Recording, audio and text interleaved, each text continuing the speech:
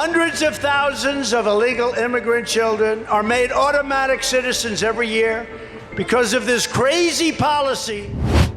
যুক্তরাষ্ট্রের সন্তান জন্ম দিলেই নাগরিকত্ব, দীর্ঘদিনের এই নীতি ঠেকাতে এবার কড়া পদক্ষেপ নিতে যাচ্ছে মার্কিন প্রশাসন। সেই অনুযায়ী তথাকথিত বার্থ ট্যুরিজম ঠেকানোর নামে 600-র বেশি ভিসা বাতিলের ঘোষণা দিয়েছেন মার্কিন পররাষ্ট্রমন্ত্রী মার্কো রুবিও। রুবিও বলেছেন, যুক্তরাষ্ট্রে সন্তান জন্ম দিয়ে যারা বিদেশিদের নাগরিকত্ব দিতে তৎপর সেই সব নেটওয়ার্কের বিরুদ্ধে অভিযান জোরদার করা হচ্ছে। মার্কিন পররাষ্ট্র দপ্তরের ভাষ্য, এসব নেটওয়ার্ক ভিসা ব্যবস্থার অপব্যবহার, ভুয়া তথ্য কিংবা প্রতারণার মাধ্যমে বিদেশিদের যুক্তরাষ্ট্রে প্রবেশের সহায়তা করছে।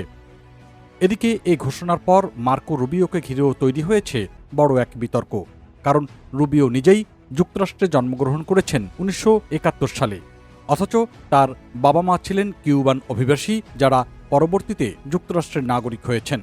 অর্থাৎ যে সাংবিধানিক নীতিকে ঘিরে বর্তমানে তীব্র রাজনৈতিক বিতর্ক চলছে, রুবিও নিজেও সেই জন্মসূত্রের নাগরিকত্বের কাঠামোর অধীনেই মার্কিন নাগরিকত্ব পেয়েছেন।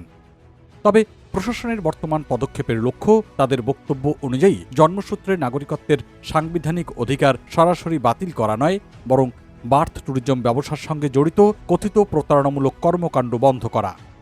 মার্কিন এই পররাষ্ট্রমন্ত্রী সামাজিক যোগাযোগ মাধ্যমে দেওয়া এক বার্তায় বলেছেন, American citizenship is not for sale. তার দাবি, কিছু চক্র বিদেশি নাগরিকদের যুক্তরাষ্ট্রে আসা, থাকার ব্যবস্থা এবং সন্তান জন্মদানের পুরো প্রক্রিয়ায় সহায়তা করছে। এমনকি কোথাও কোথাও নথি জালিয়াতির অভিযোগ রয়েছে। এ উদ্দেশ্যে মার্কিন পররাষ্ট্র দপ্তর একটি বিশেষ birth tourism prevention task force গঠন করেছে। কর্মকর্তাদের দাবি, এই টাস্কফোর্সের মাধ্যমে বিভিন্ন দেশে থাকা এমন নেটওয়ার্ক শনাক্ত করা এবং সংশ্লিষ্টদের বিরুদ্ধে ব্যবস্থা নেওয়ার চেষ্টা চলছে। তবে এই নতুন অভিযান সরাসরি যুক্তরাষ্ট্রে জন্ম নেওয়া শিশুদের নাগরিকত্ব বাতিল করার ঘোষণা নয়, বরং মূল লক্ষ্য হচ্ছে ভিসা নিয়ে যুক্তরাষ্ট্রে প্রবেশের সময় কেউ যদি প্রতারণা করে কিংবা সন্তান জন্ম দেওয়াকে ভ্রমণের গোপন উদ্দেশ্য হিসেবে ব্যবহার করে, তাহলে সেই ভিসা আবেদন ও সংশ্লিষ্ট নেটওয়ার্কের বিরুদ্ধে ব্যবস্থা নেওয়া হবে। সাংবিধানিক ব্যাখ্যা অনুযায়ী যুক্তরাষ্ট্রের মাটিতে জন্ম নেওয়া অধিকাংশ শিশুই তাদের বাবা মায়ের অভিবাসন অবস্থান নির্বিশেষে জন্মের সময় মার্কিন নাগরিকত্ব পেয়ে থাকে।